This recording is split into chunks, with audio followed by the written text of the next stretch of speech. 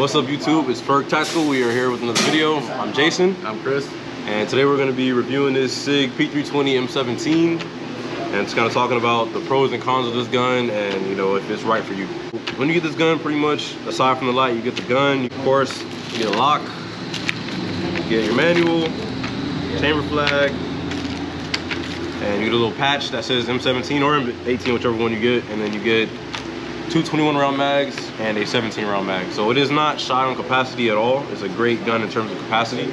My reason on buying this particular firearm was because I wanted something that was optics ready. I wanted also something that I could run as like a full size 9mm, because at the time I didn't have a full size 9mm. He was actually the one that was like, you need to get a full size 9. So I bought this one and I got it with the safety because I don't really use or carry my 9mm guns like that. So this is something I would give to my mom in an event, you know, like she needed a gun. And it has a safety, so I felt pretty confident about that. The gun is very pretty. I think it's a very good looking gun. Just look at the side profile here. The We Are Clear YouTube. 50 Shades of FD. It's very pretty, but that is about as far as it goes for me, because then I kind of don't like how it shoots. I'm very accurate with this gun. Don't like how it shoots. We'll talk about that in a second, but first let's talk about some of the features the gun has. One of the things for me that I really like on this is the capacity, number one. I like that you're coming stock with these 21 rounders. I like that, you know, I like the way that it sits on there. The grip feels good in my hand. I wear XL gloves for work and for whatever. So this fits really well in my hand, although if you do have really small hands, or if you are looking for a gun for your girlfriend or something like that, this is probably not going to be the one for you.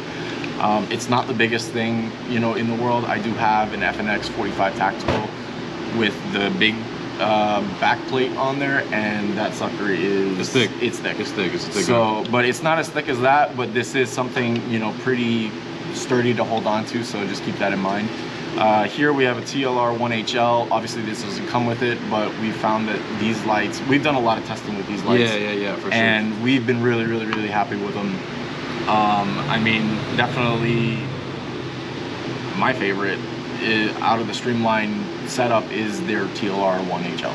Yeah, and I know a lot of you guys like old lights and things like that. I don't have anything against them, but I have had one fail on me, and it got extremely hot. Like, it almost exploded. I'm not a huge fan of them. I'm not gonna knock them because I still have two, but I don't recommend them at all. I actually, on both of those guns, the one I don't carry anymore, and the other one, I switched it out for a TLR. So I'm not a huge fan of those lights. Yeah. Some of you like them, and that's fine. But my brother started with an Olight, and he hasn't had too much issues with it. It hasn't exploded or anything like that, although the battery life was really suffering. It sucked, yeah. The battery life sucked. Yeah. Mine was, for reference, a Olight Balder Mini with the laser light combo.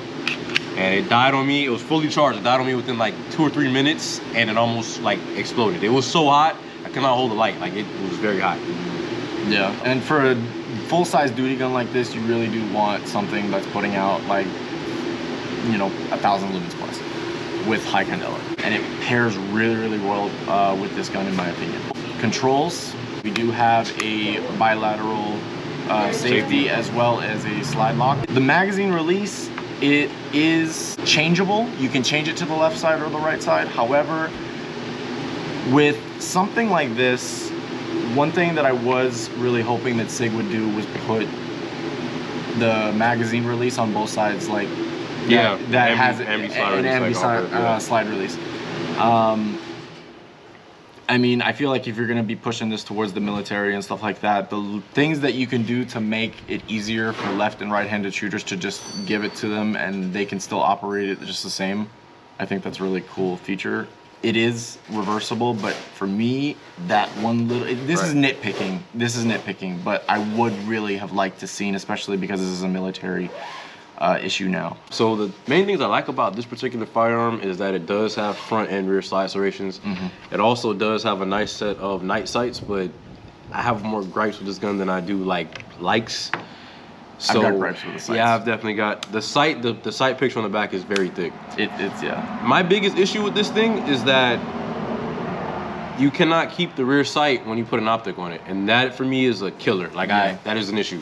So if you don't know, for the M17s, M18s, The ones that are able to keep the rear sight, Sig made an optic that was like $800, an insane price. I forget which optic it is, but they have a sight. Romeo 8T or something. Something like that. Yeah. But it only fits the commemorative and the military surplus because they have a different footprint for optics than the commercial civilian versions, which is what this is. So you can send it out, or you can have your local gunsmith, you know, mill your slide to fit that optic.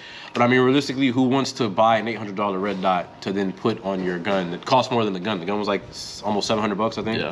Like that's an insane price. So I don't like how you can't put a red dot on these things and keep the rear sight. I don't like that. So that's a big issue of mine. Another thing before we actually keep going is the bore axis on this gun is really high. It is top heavy. It is. So it kind of makes it a little more snappy than you would expect for being like a full size 9mm because it is all the weights up top. All the weights up top. Like, yeah.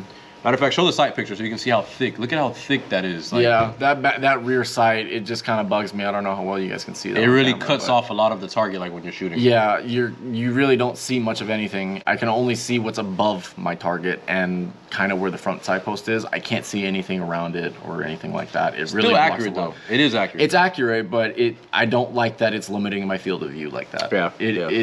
It doesn't seem like it when you look at it on a video, but when you actually hold it and push out with it, it's blocky. On this gun, I don't necessarily love the trigger, but I guess in comparison to a Glock trigger, it's not bad. It has a little bit of creep, but it's fairly short, but it has a very spongy sound that it makes, and I'm not a huge fan of the sound. I'm very like picky on how triggers sound. So reset, not bad. Trigger's decent. Like it's not bad by any means, but this is your Sig P365 X macro, right? Does have stock trigger? Stock trigger. Everything's stock except for the dot on the top and the light. That's everything else is stock. I much prefer this right here. That sound is a lot more crispy. And that reset is much more tactile and crispy. I prefer this trigger. But granted, I mean, this is like a run-of-the-mill Sig. This is just, it's FDE, it's, you know, it's a M17, so they charge you more than like a regular P320, but it doesn't have what a lot of the Sigs have because it's not anything special. Yeah. I would suggest if you want like a P320, unless you want just an M17 because it's FDE and it's what the military gets, that's fine, but I'll push you towards something that is a little more expensive, maybe like a Legion or something that just has a little bit more features than this. Yeah. I mean, if you're just looking for a full size and it doesn't matter to you that it has a safety, because a lot of them don't, the P320 family. I hate safeties, I personally do. I don't carry anything with a safety. Me neither. Personally. Me neither. I mean, because I feel like it also gives a lot of people a false sense of security. At the end of the day, your safety is your finger. You don't touch the trigger, it doesn't go boom. Well, with these, not so much the case because these were problematic. But this one's fixed. This was after the production date where they called them back and fixed, you know, the drop safe issues because these were going off by themselves. But this is no more. I actually took it out on the boat, put it down one time while it was kind of a rough day just to make sure it wouldn't go off, you know what I'm saying? That way I could carry it confidently. But yeah, this one's good. This one's good. Yeah. But I mean, if you don't need it in FDE or anything like that, you could probably save about maybe $100 or something if you just get a full size P320. Yeah, for sure. And then I'm not a fan of these sights anyway, so I would change them. So I would just take that $100 and put it into some good sights on the P320. I don't know. I haven't seen a full size P320. Like regular full size P320. I don't know if the optic, the rear sight is it different? I don't think it is, bro. I haven't done a lot of research on the P320s in general. Really just M17s, M18s, because I own one, and that's the one I was looking at, and then like the Legions, but I haven't really looked a lot into P320s. I know the rear sight is different though. This is pretty, I think, proprietary to the M17, M18. Yeah, that's what I thought. But yeah, I mean, I would say if you don't care too much about the FDE, I would just get a regular full-size P320. I don't think it's worth the price difference. I don't think it's a bad gun, but I don't think it's worth that price difference. I just was tired of black guns, so I wanted something FDE. Yeah. I mean, FDE guns are great. I have a 19X. I love that thing to death. And honestly, the coating on this is actually pretty sturdy. Yeah, it is. I actually went to go take it off because something happened at the range. I forgot what happened. I was taking it down to show somebody, not paying attention. The whole slide yeeted off like down range, and I had to like slide it across the floor. And I was like, damn, the side's gonna be all scratched up. But no, it has very minimal scratching, so I'm honestly not too upset about that. I noticed the same on the finish of my X Macro. They have a similar finish, it's just a different color. But It's pretty solid. No, it's a solid Cerakote on the top. One thing I will say, that is a big thing for me. Sig, your mags rust. Bro. This is bullcrap, okay? These are what, 60, 70 bucks a mag, depending on which one you get. This should not rust. I should not be able to take a Glock mag that was 20 bucks and see if there's any rust, not have to worry about rust. And because I've been fighting rust on my mags forever. If you own a 365, you know these things rust. I don't know what it is with this line. These things have been really, really rough. Sig, you got to do something about this coating or whatever that you're putting on these mags, because they're rusting and it's not cool, because we're paying way too much for your product, and these mags especially, for them to be rusting like every week. You have to maintain them and you gotta oil it down, because like every week. It's ridiculous. Matter of fact, this P365 you had, I spent like an hour and a half getting rust off of this gun. Yep. Like there was rust all in here. There was. So I don't know what it is with your coatings. I don't know, but I feel like paying for a gun that's $700+. But yeah, still okay. Yeah, that we're not gonna put that on the gun just because it hadn't been ordered in a while. Okay, no, the mags is for sure, because you look anywhere. Yeah, the mags. The mags are an issue. The P320 mags, not as much, but I mean, still, like it's. My assumption as to what's eating them so quickly is sweat. The salt from the sweat. Yeah, salt or whatever. From, if you have it, I carry appendix, so sometimes I'll have this, extra mag over here, and so that's just sitting against my stomach. And we live in South Florida, so you can kind of put two and two together there. Right.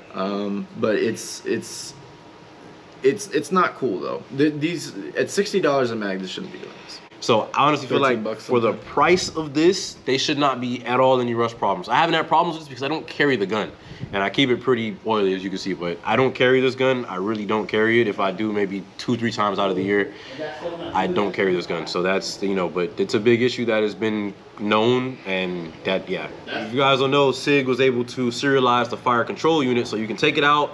The only serialized part of the gun is the trigger mechanism and everything. So the frame and the slide, you can swap parts all day and you're good. Yeah. That's why they won. That's what the military wanted. So it wasn't that it was the best, but it was what the military wanted, and it was the cheapest one. I think it's a great gun.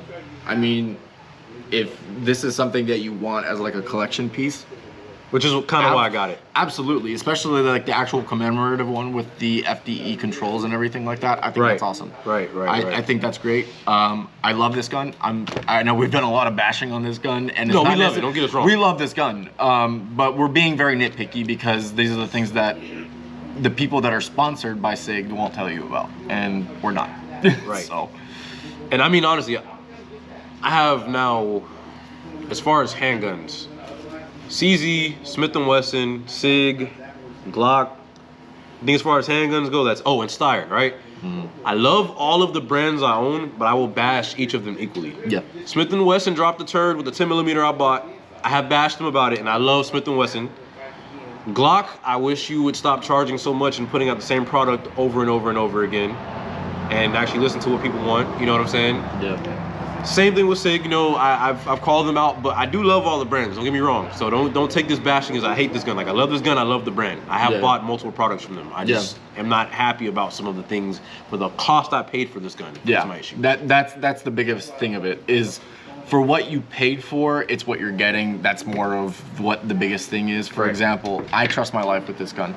This is my everyday carry gun. I've shot this gun, I've tested this gun. I know this gun, I shoot this gun well. This is my favorite carry gun by far. And you also have a P365 regular, right? Yes, I do. With the Wilson Combat frame. I've carried that one. I love that gun. Yeah. But I mean, I trust Sig with my life. Literally. Literally. No, yeah. So we're not trying to bash it, but I mean, we keep going back to that point. But in terms of, I feel like an honest review is you have to look at the good and the bad. And that's the same thing with anything. Even when it comes to politics, if you like a certain candidate, right, it's only right that you look at the goods and the bads of what they have done, not just the goods or the bads of completely of one side. You have to look at both sides, right? Yeah. That's about being an honest person. So the same way we're looking at the goods and bads of the gun is the same way I look at everything in my life. I don't know if this is slightly more helpful with the sight picture there, but you can see how blocky it is. They are nice sights, but they're nice sights. They're solid metal. I'm not bashing them for that. It's just they're a little blocky in the back. And for those of you who may not be that gun savvy or know that much about this gun, when I say the fire control unit, well, the serial number's here, and this whole unit comes out. So this frame, you can just swap it out with no problems because the only serialized part is the metal indoors. And don't get me wrong, I do carry this gun. Matter of fact, we went fishing in the Keys. I made a video on that about open carry in Florida. Yeah, it's on one of his. So this is a gun, like, I do trust this gun with my life. Like, this gun is reliable. I just have a lot of gripes. Like I said, the bore axis, if you look at how far the barrel is, bore axis is basically your distance from your hand to the barrel. It is very high. Like, it is super top heavy. That's a negative. The trigger's mediocre. It's not bad. It's better than the Glock trigger. No. It's better. It's definitely better than it's far, in my opinion, it's far better than a Glock trigger. Far better. Especially when you consider, you know, that this is still a striker fire. I think as striker fires go, that's a really good trigger. Now, it's no 1911 trigger. It's not a Walther trigger. It's not a CZ trigger. It's not a Canic trigger. Not a Canic trigger. But keep in mind, when Sig designed this gun, this was made to be a combat gun. Right. So they're not going to put a half-pound trigger in this thing. That's understandable. It just doesn't make sense. So, I mean, I find that the trigger is very crispy. I actually find that it's a lot less mushy than a Glock trigger. Yeah, a lot less mushy. And it's a lot shorter travel too. It's a shorter travel to the wall, and then it's a crisper break. Only other gripe too would be like the grip texture. It is kind of smooth. Yeah. So I personally I carry a P10C now, and it's a lot rougher on the grip than this is. It's not bad, but you get some slick hands. I feel like, especially here, I would prefer some texturing around this area here, you know, where your thumb is, and I would prefer a little rougher texture here. But you know, it's not a huge deal. You know, you can use this as handle it grips or yeah, you can stipple it, do whatever you want to do. Yeah. Now, say that someone that you know is like, look, I'm looking for a handgun. I know what I want, like, kind of as a general thing. I want a handgun that can hold a lot of rounds, and that has a safety on it, and that's a well-known brand. I think this is a good option for you. However, I'm not a fan on safeties on my actual defense guns, but this is a fantastic gun. It's just not something I would put on my belt. And when it comes to safeties, I feel like, yes, I'm not a huge fan of it, but this safety one is really out the way. And you kind of use it as a gas pedal. Yeah. When you're shooting, right? But also, it's really in a great place. Like, if you think about it, right? Where it is, like, because it sweeps off. They did put it. It is well done. It was very well thought out. This was. It's very clicky. It's very responsive. It's tactile. It's audible. It's a good safety. Because if you know anything about Glocks, everybody knows Glocks don't really have safeties. They did put one on the Glock for the military contract, but it was like an afterthought. I don't know if you saw where it was located, but it just wasn't really well thought out or planned. It was like, oh, here's a 19X. Wait, we need a safety. Let me just throw one on there. This was actually like built into the thought process. Like, it's really in a good spot. And is that removable if you pull it out of the fire control? Yes, so you can actually remove these. I was looking at doing that. You can also get the frames that are FDE and don't have a safety slot. Yeah. But I was like, man, at the end of the day, if I give this to my mom or something, I'd rather still be there. I don't use the gun enough for it to bother me. And even then it being there, I just keep it off. I carry it with it off, so it doesn't really bother me. Oh, and let's talk about holsters and stuff for a second. So as far as holsters, I have a We the People holster. This one is for the TLR1, obviously what I have one here, and then a mag carrier. You can go to a lot of different brands because honestly, I mean, this gun's super modular. They have a lot of aftermarket support, so pretty much any holster company you go to, especially if it's a TLR1 and an M17, you'll be able to find a custom holster or a generic holster. You can get holsters for like 40, 50 bucks for these guns with no problem. Yeah. I mean, the thing that I would say is that if you're going to be using this gun is get a good quality light that people know about so you can get a holster for it. That was one thing that happened to my brother one time where he had a very popular gun. He had a not P365. He had a Smith & Wesson M&P 2.0 with a 3.6-inch barrel. And he went and put an Olight on there, and nobody was making holsters for the Olight. This is when the light at first kind of came out. It was newer at that time, so it's, you know, something to think about. And here's the thing, right? So I know a lot of you say, oh, you want... Because people get upset about, you know, advocating for good brands, and I'm not bashing Olight, right? But a lot of people, I get comments like, oh, you're just saying that because a white man said it on YouTube and this and that. One, I don't know why we have to bring race and everything. But two, like, these are comments I've actually gotten, so I'm just speaking from experience. But two, it's, if I'm trusting something with my life, I want to know that it is quality enough to be able to trust with my life, right? I don't want something that I know has had shoddy, like, reviews on good or bad. Cool, you may have gotten a good one, you may not have gotten a good one. Since I've had a bad experience with one, I want something that I know I can pick up and be like, you're gonna work, when I need you to work. You know what I'm saying? Yeah. Robust construction, good battery life. I know I have now, like, maybe between us two, we probably have about maybe 8 to 10 TLRs. Yeah. I mean, we've tested them, you know what I'm saying? And I haven't had an issue with one. And for me, with the Olights, 1 out of 2 have been bad for me, so that's 50%. I will give them another chance, but I don't like the internal battery because you can't replace them when they go bad. It's just, I will give them a try with maybe some of their bigger lights, but in terms of these like pistol size lights, like the turbo and things like that, I'm having a really hard time coming around to it because for maybe another 30, 40 bucks, you get a TLR and you know you're getting something that is battle ready, like battle proven, you know? Yeah. So. And another thing too, it's good to note, because some things are not, these are +B+ rated. Yeah, they are very shockproof too. Yeah, shockproof, and they'll handle whatever rounds that you can. Yeah, because some lights, what ammo, whatever, it'll run. Yeah. Between the both of us, I think we own about 5 Sig products. Yep. Because I got the M400 tread, and this one you have one P320 and 2 365s, right? Mm. So I do trust the product. It's a very good product. I would just advise if any new Sig comes out, wait, let other people test it first before you go out and buy it. But by no means would I say you cannot trust your life with this gun. I'm not a huge fan of some of the things. We're being very nitpicky here. Right. We're being very nitpicky here. But I mean, this gun, I would hands down run as a nightstand gun. I would carry it if it was the only gun I had. This gun, I would trust my life with. That's a good nightstand gun, actually. It's a very good nightstand gun. I think that's a great option. I mean, like if you're looking for a nightstand gun, I think that's 21 rounds and 1 in the pipe. That's 22 rounds, bro. You can't beat that in pistol format. Yeah. And that, you know, so if you're looking for a gun that you can, you know, really trust and you want to have a modular setup, this is a good gun. Like I said, we have our nitpicks about it, but by no means do we hate the gun. I honestly think this is a very good purchase. I just think it's a little overpriced for what I paid in terms of just because it's FDE and all that. I think it's a little overpriced, but it's a good gun. Yeah.